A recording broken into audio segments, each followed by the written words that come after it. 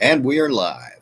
Hey guys, Darren here. Welcome to Mayhem Country Living. Hope you guys are doing all right wherever it is that you are. Piping hot cup of Black Rifle coffee. Can't beat it. In my favorite flavor, black.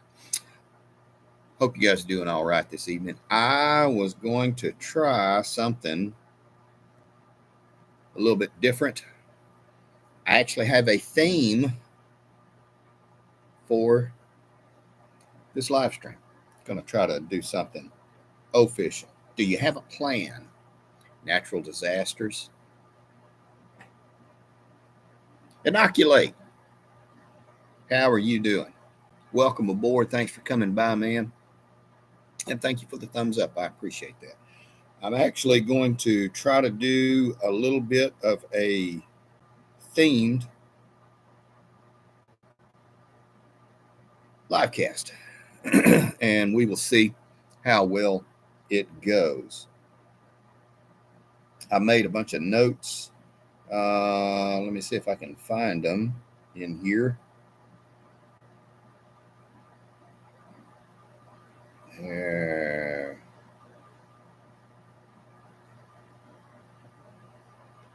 Preparing for emergencies and disasters. Do you have a plan?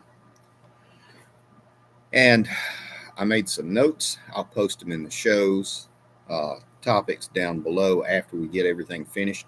And I'm just going to read from here. You'll have to, excuse me, I just typed it onto the phone here. Well, there you go. How to create a plan and stay safe. Creating an emergency plan for a natural disaster, power outage, and other potential disruptions. Building a disaster supply kit and understanding what essential items to include.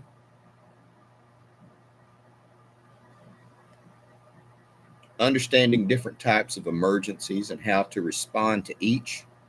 Sharing personal experiences and tips on staying safe during emergencies. Discussing the importance of communications and evacuation plans, as well as offering resources and tips for staying informed and up to date on the current situations.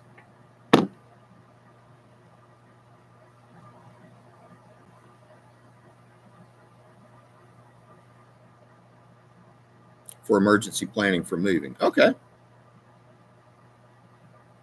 That's interesting. I'll take a look at it and see what we got and what it is.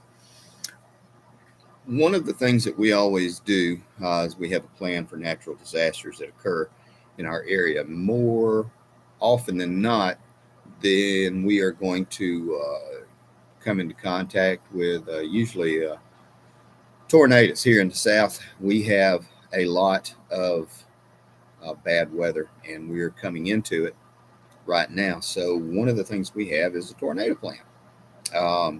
It can be as exotic or as low tech as you want to make it. What are you going to do when this happens? Where are you going to go? Are you going to stay? If you're in the path of something really good, yeah, I'm quite familiar with HARP.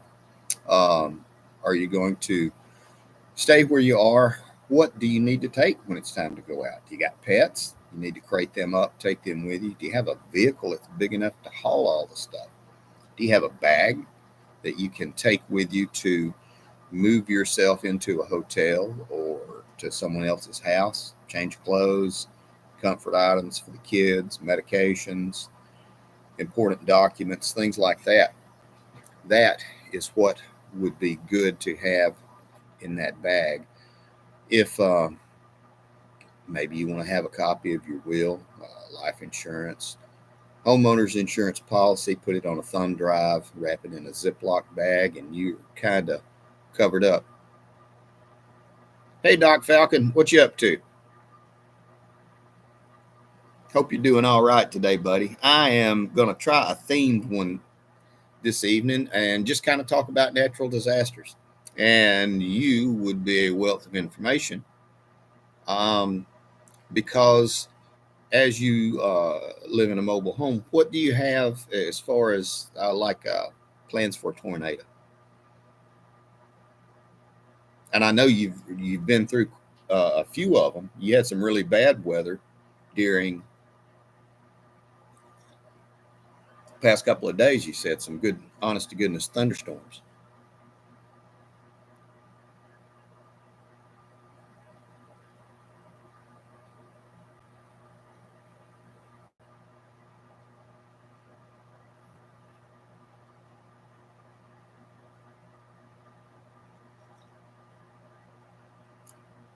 Has it? Does does that area have like a community shelter that people can go to if they don't have a personal shelter or a basement or something like that?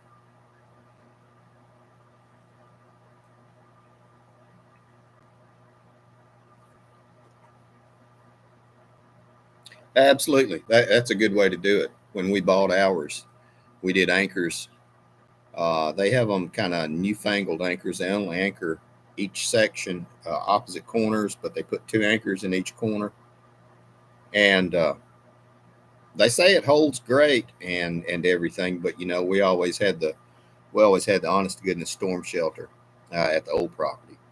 So for us, when it got bad, we went out to the storm shelter and closed the hatch. Okay. Okay, there's not one. The reason I was asking, good grief, you got 12 anchors? Okay. Um, that's pretty good. That is pretty good. Yeah. Yeah, that double wide that we had, like I was saying, we had four. Uh, two in a corner and then two in another corner. And they said that was twice as many as we needed because normally they were only putting one on each corner and they put that. And I was like, well, I guess y'all are the bosses. 12 anchors. Yeah, well, I guess the more you do, the better off it is. It can be. Um, that's a lot of anchors. What happens usually in your area when the tornado sirens go off? The Most people respond to it positively, negatively. Go out and sit on the porch. That's kind of what we used to do. You go out and crack a beer back in the younger days and see what's going on.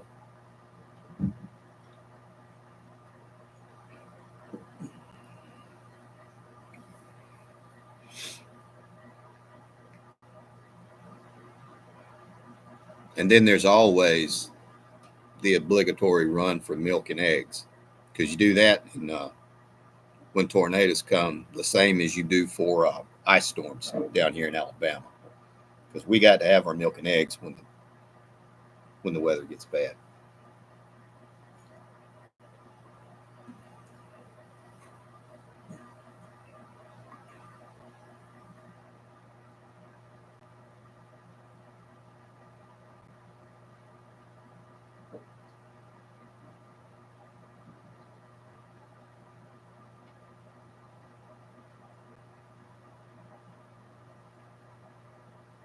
Okay, I was looking. What was another point? And again, I'll put all these in.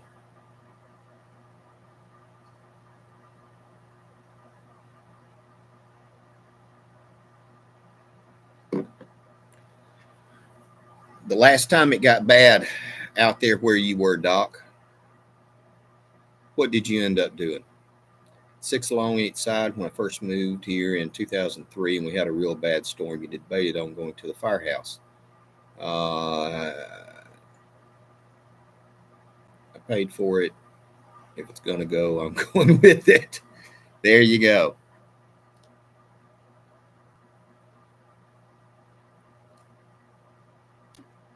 The hurricane hit, so you laid down and you watched Jay Leno. There you go. That is indeed a survival plan. Hey, that's pretty good. It kind of reminds me of the hurricane parties down on the Gulf that we used to all do.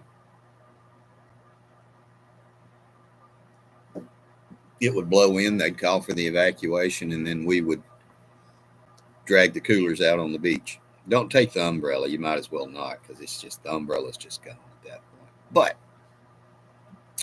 having a plan, especially when you got kids or grandkids, and including the pets and everything, it can go a long way to helping mitigate risk and helping things along. But I certainly understand. Um, that's good that you can go down to the fire station. So I assume that the fire station that's close by is hardened. Would that be right? Or it's at least it's a gathering point. You got medical professionals there, so there is that. We've got an above ground community storm shelter. It's about 300 people, and one of the things, um, I don't know, it just it doesn't seem that it is hardened, and it does have some windows, but I just don't know about going down there. Of course, we got the basement, and we always just get into the corner that's completely underground. Uh, Now, when you were in Florida, you just hunker down, said the heck with it, and just watch the stuff fly into the pool. That is something to consider, because it's everybody says, "Oh, I can take the wind. That's not that big of a deal." Well, it ain't just it just ain't the wind. It's what's in the wind. Someone described it to me like it is think of a landfill turned upside down, and everything is just blowing around up above you, and which is cars, signs, furniture, birds, tons and tons of birds. When that one hit Tuscaloosa, that is crazy. A lot of trees, tree limbs, debris. Um, there was a cleanup crew, and I knew one of the guys that did it, and he said after the hurricane, the biggest problem, that they said that it was considered a health hazard site. I said, why is that? I said, be stepping on nails or something? He said, no, it's all the dead birds and animals that had gotten twisted up in there, and it actually posed a health hazard from all the carcasses. How about that? Um, when was Hurricane David? Do you recall? Hey, Tamara, how are you doing? We are kind of talking about disaster preparedness related to natural disasters, storms, stuff like that. 75 or 76. Okay. Um, in your area or your town or area, Tamara, do you have a place to go to? Uh, I mean, like a community storm shelter, or do y'all have your own? Or if something happens and you got the tornadoes coming, is there a place that is quasi hardened that beats just going out and standing in the yard? Not that I would. Well, yeah, I used to do that. I used to just go out and stand in the yard. And if you do have a place to go to, then it goes back to the thing, to the point of, do you have all your pertinent information? Homeowners policy, something, health insurance information, driver's license, all that good stuff. You have a little bit of folding money, money for the hotel room, money for the vending machines, cash, change, stuff like that, debit or credit card. Um, Again, the really, big stuff, put it on a thumb drive. You can actually, I've got pictures of my driver's license and everything on the thumb drive, as well, as all the other things, and just something that you can have and pop into a laptop when it's time to file a claim, and you have all your policies there. Um, it's always good to have. Sometimes, if it gets severe enough, you have to have proof of ID to get back in to secure your property because of the, rubberneckers and looters. I remember that happening down after Katrina when I was helping a buddy of mine dig out on the Bar Island. That was terrible. And something else, we couldn't get to the island, so you had to park. The place to go would be Lowe's or Home Depot, generators, fuel, fridges, home away from home. There you go. That's not a bad idea. Not bad at all.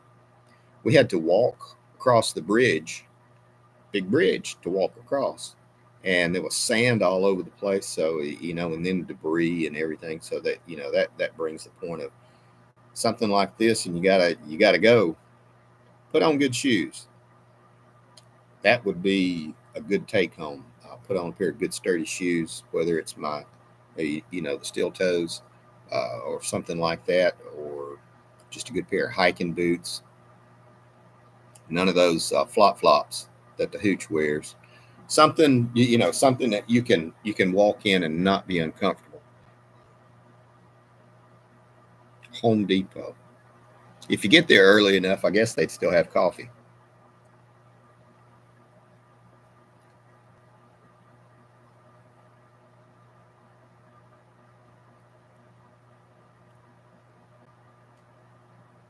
Oh, that's really cool, Tamara. That serves two functions right there.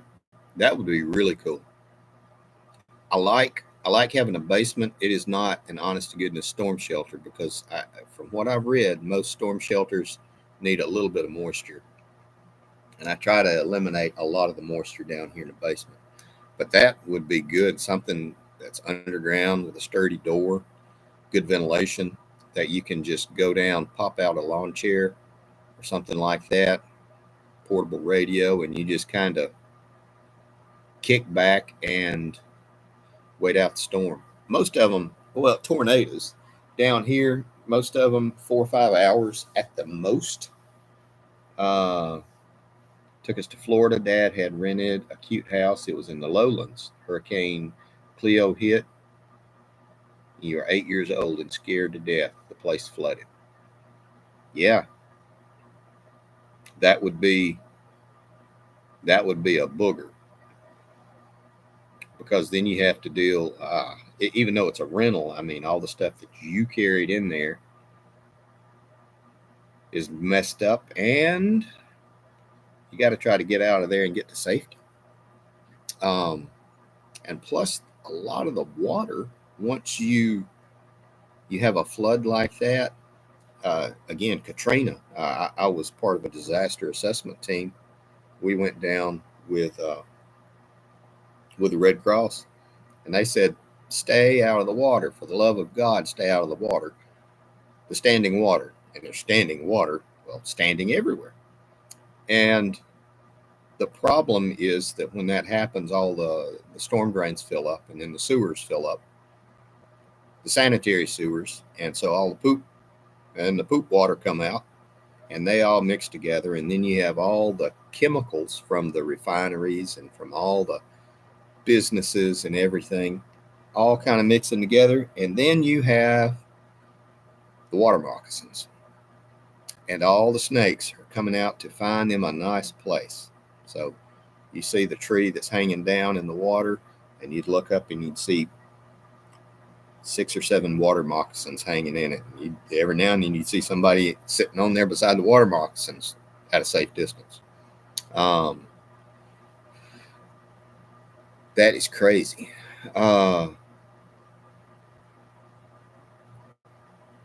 Dad just loaded you up in the van. We went to your grandparents' house, weaving all over the place. Your grandparents lived on the St. Lucia, and the boathouse was underwater. That is crazy. That is crazy. Now, flood, that's something to Lucy. The Lucy River. Okay. That is something really funky to have to deal with. Um, I like Tamara's idea of a dual purpose storm shelter, root cellar, because it doesn't just serve one purpose, you actually use it. Put your canning out there. I know people who have honest to goodness root cellars, and they usually do just like cinder blocks, and 1x6s or 1x8s, double row all the way across, and they stack them up, and they do all they put all their home canned stuff. All right, Doc, and so that's really a good way to do it. And some of them, the ones that I've seen, they have a crushed gravel floor with drainage. And now you can get a little more exotic, but those always do pretty good. I remember Granddaddy used to keep some of the stuff under the house, food, canned stuff, and it was good. The rings got a little rusty, and it's an interesting note. They bought a house that was each end of the house was 2 bedrooms, 1 bath, kitchen, living room, and so he bought both ends of the house. This was in Childersburg, and so he had, in essence, 2 kitchens, 2 living rooms, 4 bedrooms, and 2 bathrooms. Well, they never used the second bathroom. So he ended up putting shelves. The toilet was in there, the sink and the shower and everything was still in there, but he put shelves all the way around it. And that's the other place where my grandmother kept her home canning. It's an interesting note that a second bathroom wasn't that important. It was more important to have a place to put all their canned stuff that they home canned. Hey, Sandy, how are you doing? I hope you are feeling better. I hope you're doing all right. We're talking about disasters, disaster preparedness, and just what people have gone through and done, and thoughts on a shelter, storm shelter. Tamara was saying that they're working on a storm shelter / root cellar. Does double duty. So, it's kind of hard to justify paying for a storm shelter that you might use 5 times a year. So if you can get some other use out of it, like a bunker,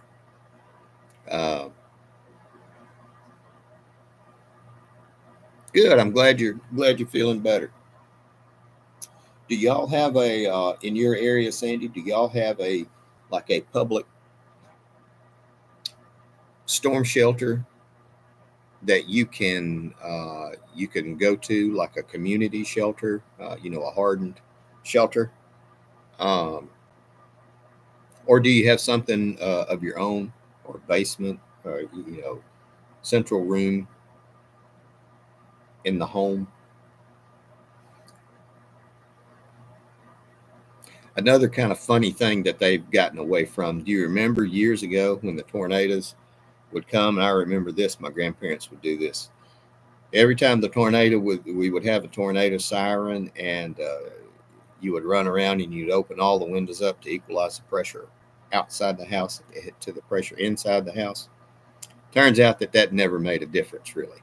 But I remember we'd run all around the house and open all of them up. And we were poor folks. We didn't have screens. Root cellar for your home food storage, yes. Oh, excuse me. Okay, so y'all do the post office. Doc was saying that they go to, in their area, that they do the fire station. Okay, so the post office would be a hardened, a more sturdy or substantial building. Not as many windows, I would imagine. Okay, that's a good way to do it. Okay.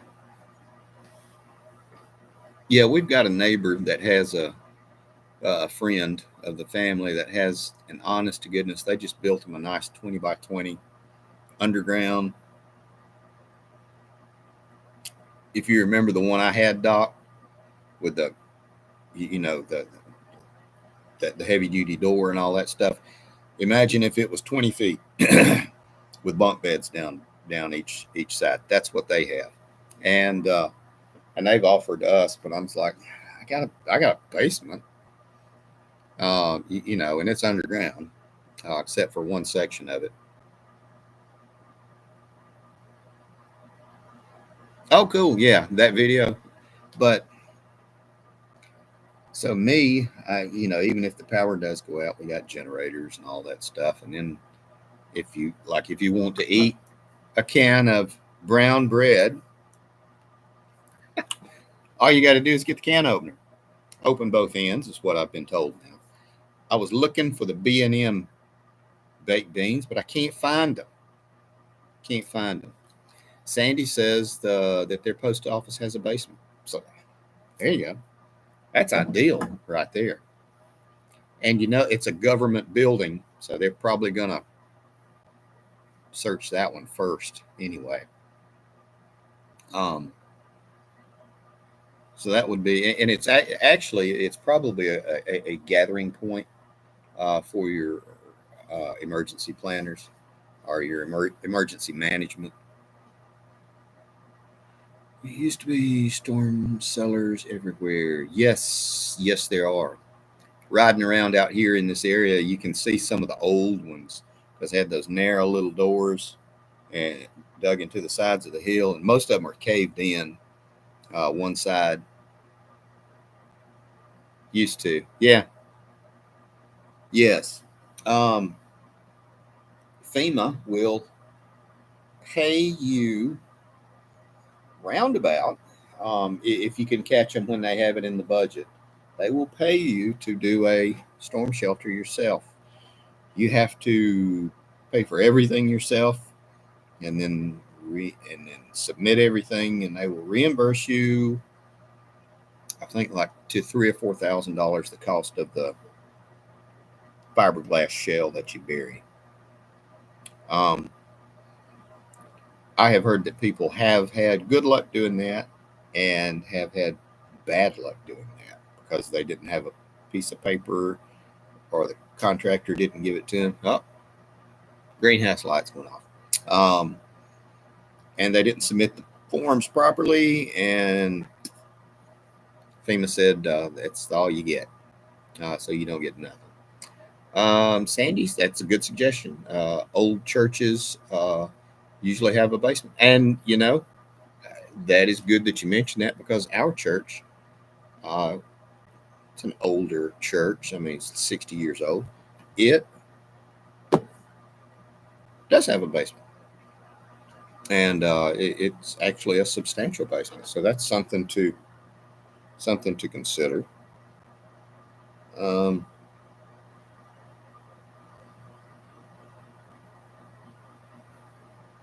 for those of us who are doing, I made notes, so I'm just reading off some notes that I made. I was going to try to do this one official and do it professional.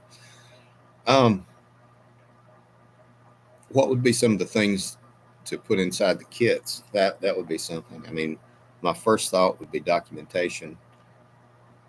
What if you're on any kind of medications, something like that?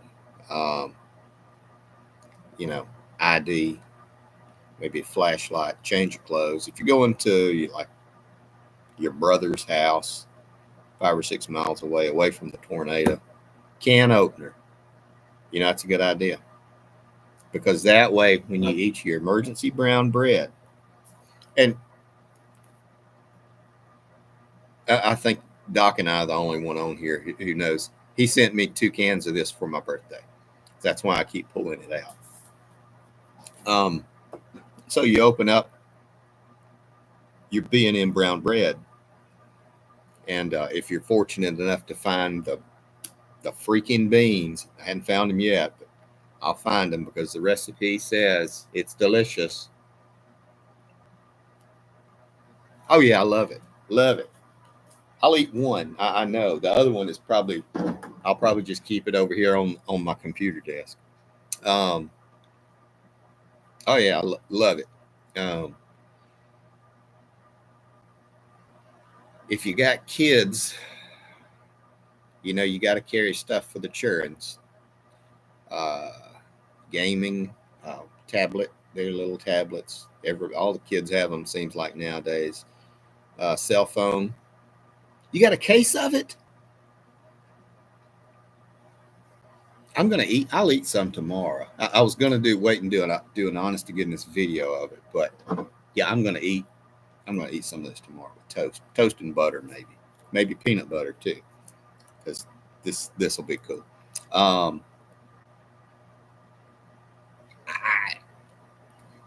what is the gift that you give a crazy prepper for their birthday? Bread in a can. Yes, bug out bags, Sandy. That would be a good way. Most of the people I know say that they have used their bug out bag for trips to the hospital or when you have to go to somebody's house because the power's out, something like that. For the prepper that has everything, there you go. Can't beat it. They ought to make a little holster, and I can just carry this around with me. Now that would be good. Um, but yeah, something for the kids. Maybe a battery backup for your phones, for your tablet. As much as I hate, I would probably have to take a laptop with my work stuff, even though I keep all that on a backup and I keep a honest to goodness backup in my safe for all my work stuff. You know, that might be a good idea to take with me. And your pets, good grief. Our dogs would be a hassle. Yes, yes, sir. I keep one in my computer bag. Yeah, yeah. That would be why I would be really hesitant to, gosh, bug out. That would be.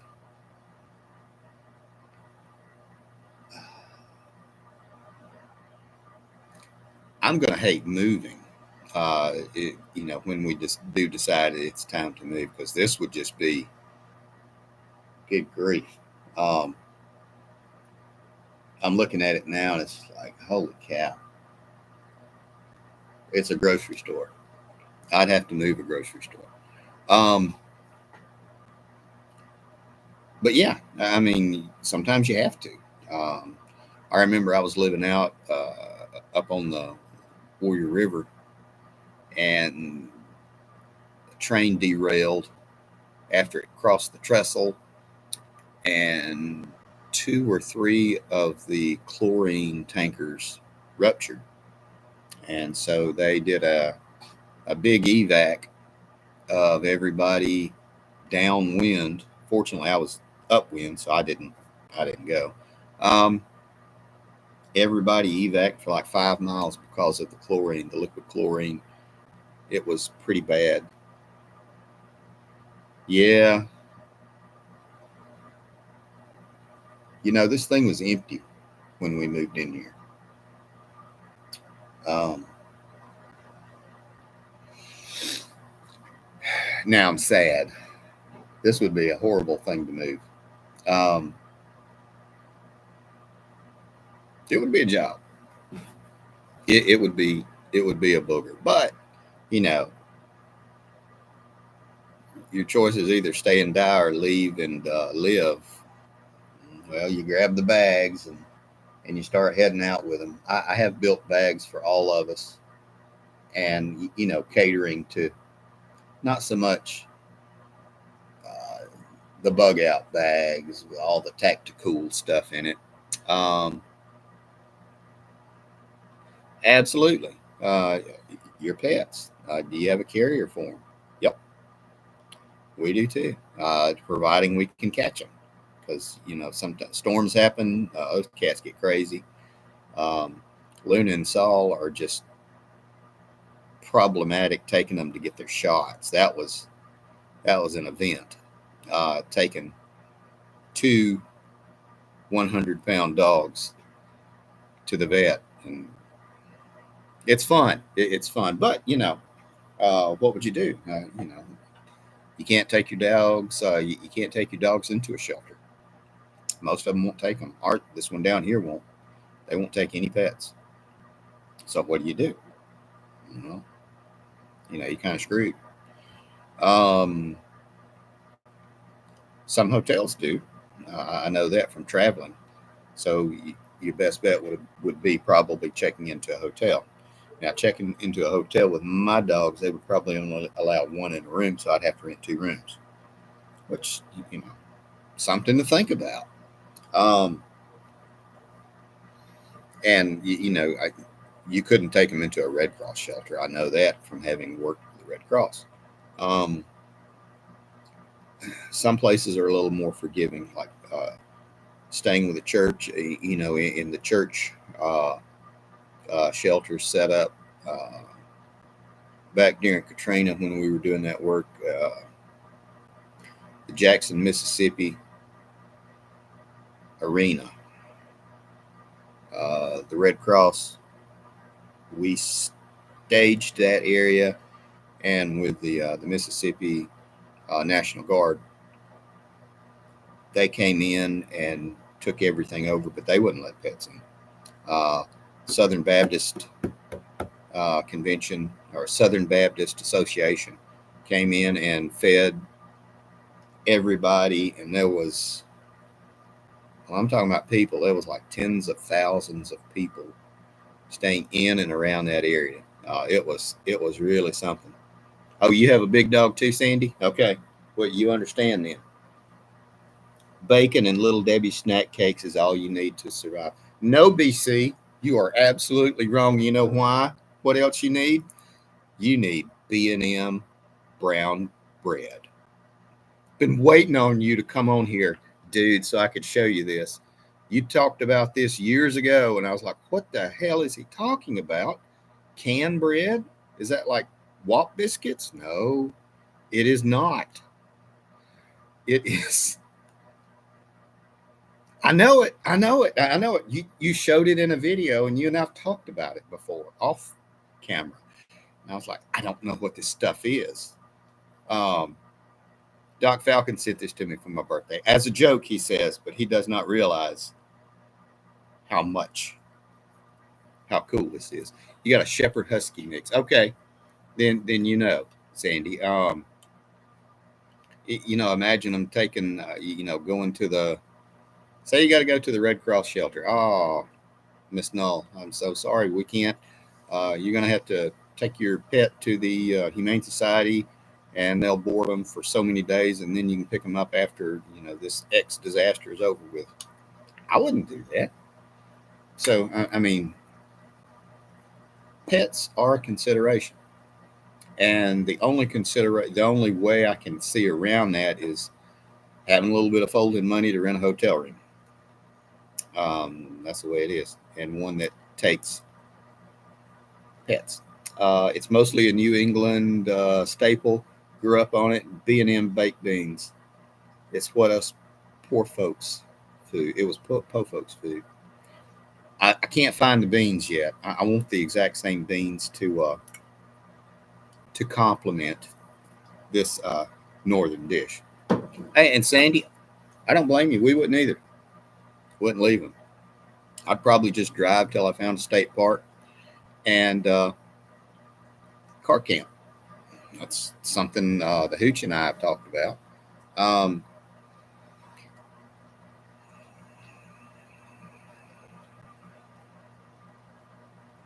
Yeah, that's right. Yeah, um, that's why I was thinking, you know, take a take an RV spot at the campsite. You got showers, and they let you have pets, so that would do well. $35 a night for a hookup. Doesn't matter if you have the hookup or not. Um, that would be something I would do. And of course, we've got tents. I'm looking at, we got a 4-man and a 6-man, which is the 4-man's a 2-man, uh, unless you're midgets. Can you still say midgets? Unless you're little tiny fellers. Um, and the 6-man is actually a 2-room tent, getting a cap for the back of the truck. Yeah, that would be great. I had one on mine, and my wife said I was too young to have that and too old, uh, and I would be too old. And she said, "You can't have that on the back of the truck. You look like a pawpaw." And I was like, "I am a pawpaw." See, there you go. Yeah, BC. That's what we were saying back during Katrina. I did some stuff with the Red Cross, and the Red Cross would let people come and stay at the State Fair Arena in Jacksonville, Mississippi, but you couldn't have pets. And so the only alternative was to take your pets to the humane shelter temporarily. And when you left there, you could pick up your pet, and they would feed the animal, of course, and everything. And that was the best they could come up with. My thought, and Sandy kind of reinforced this idea, was you end up going to a state park and you car camp, and that way you pay the hookup fee, and you just sleep in the car and eat at the Waffle House. Uh, you had one on for your old coat. It was great. These new trucks with these tiny beds, things are stupid expensive. Okay, I understand. Yeah, but I did like the truck bed. Yes, Sandy. I've got 2 grandkids right now, and that's plenty. That's plenty. I feel old enough as it is. Um, but yeah, load up. You helped Katrina at a Baptist camp in North Louisville. Boy, you have some stories. Yes, sir. I actually mentioned the Southern Baptist group because they fed me for about a week, and they're a good group of people. Um, I'd never had chicken cooked like that before, um, and it was filling. I will say, but mind you, they were cooking for thousands and thousands of people. Um, I ended up getting some MREs from the Mississippi National Guard guys, which were about as good as the pounded flat chicken from the Southern Baptist Association. But I was grateful for for both.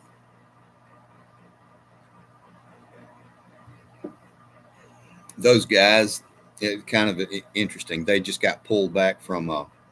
This was during Katrina, and so whatever Gulf War was happening, and these guys were pulled out of uh, out of combat. So this was a combat unit, and I was the guy that issued issued checks for in that instance. I said, "What are you doing?" I said, "I can do this and this and this." And they said, "Here you go. Here's a hardened computer. You print off checks." And so I printed off disaster relief checks to people. They'd stand in line, would do all this. Me and 2 or 3 other people, and so they had a squad of because they were so concerned about theft and rioting that they had we were each assigned a squad of guys from that just gotten back from overseas to babysit us for the I think it was 12 hours a day we were there, and it was really interesting because when I got up to go to the bathroom, those guys would come with me, and they'd just hang out. And they were really good guys, and they were I was in my 30s, and so they were about the same age, and these guys had seen a lot of stuff over there, so it was interesting because we'd sit down and talk to them about everything. But again, that was FEMA in its infancy, and that was I can say that Sometimes they try. FEMA does. I'm not saying I could do a whole lot better, but I might, probably could, but I don't know. It was just seeing that scope of a natural disaster. That is one thing that reinforced my belief in preparedness. Going down there and seeing it, and because where do you take a bath or a shower? You don't. You didn't. You didn't for a week.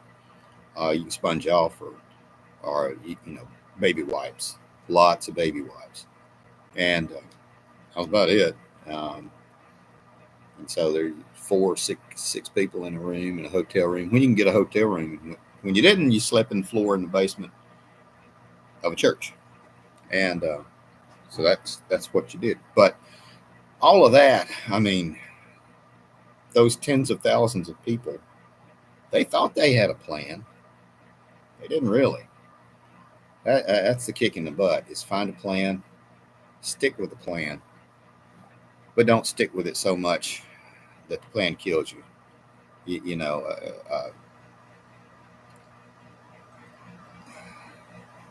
there's always room for a backup plan and a backup plan to that. What do they call it in the military? PACE. Uh, yeah, primary, auxiliary, contingency, and emergency. Yeah, I believe that's right. There's always time to have an extra plan. And one of the things that might help is to have an emergency book. When things happen, I'll open up my book and I can call the hooch and I say, hey, this is happening. Turn to page 16. And you keep these books current. And she turns to page 16 and she reads, tells me, um, hey, there's a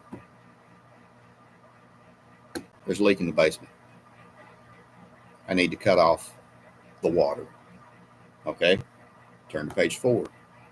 Everything is marked. Cut off at the road, this. It can be. Yes, absolutely. And again, something else I say, uh, everybody has a plan until it meets enemy contact. Or as Mike Tyson always said, everybody's got a plan until they get punched in the face. And then the plan goes kind of by the wayside. I like Mike Tyson's comment better, because that right there it is indeed an eye opener. Yes, so you are correct, Doc. But just think about it. I'll post all this stuff because I'm going to try to start doing it and typing. As much as I hate to type because it reminds me of work, I'll try to type all of this stuff into notes down at the bottom so you don't have to look at me and listen to me rattle this stuff off.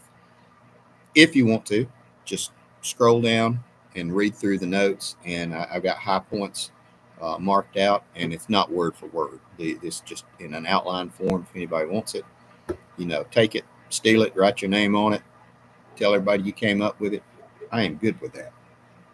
But it's just to help us out, and because if we can make it a little bit easier for ourselves, it'll be fantastic. So, medication, where are you going? You got your paperwork with you. You got your critters with you. Do you got some folding money? You got your debit card, credit card, this kind of stuff. You got some protection with you. Do you have X? You buy your bang bangs. Do that. They won't let you have pets. Might want to go to a state park, or something like along those lines. Go to a friend's house. Go to your cousins. Visit them. Going to wrap it up now. We're at 50 minutes. I appreciate you guys hanging by. Tell me what you thought about this. This is more of a themed. I'm trying to work on it. I've been watching a lot of live broadcasts and listening to a lot of stuff on how to make these things better and just how to make it flow better, instead of just bringing in the brown bread. There you go. I love it. So, guys, you be safe. Have a good evening. Credit cards won't be much help if the internet is down.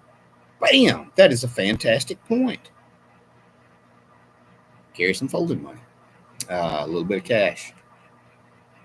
Carry $100, 20s, fives, tens, bunch of ones, maybe $10 worth of quarters for the vending machine at the hotel or the state park.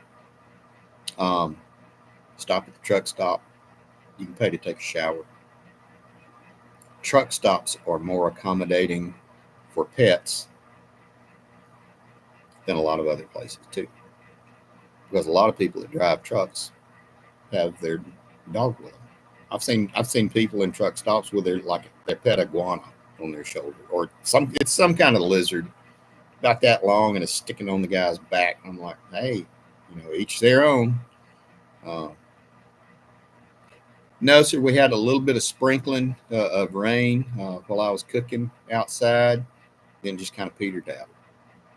So stop at Buc-ee's, grab the sausage on a stick.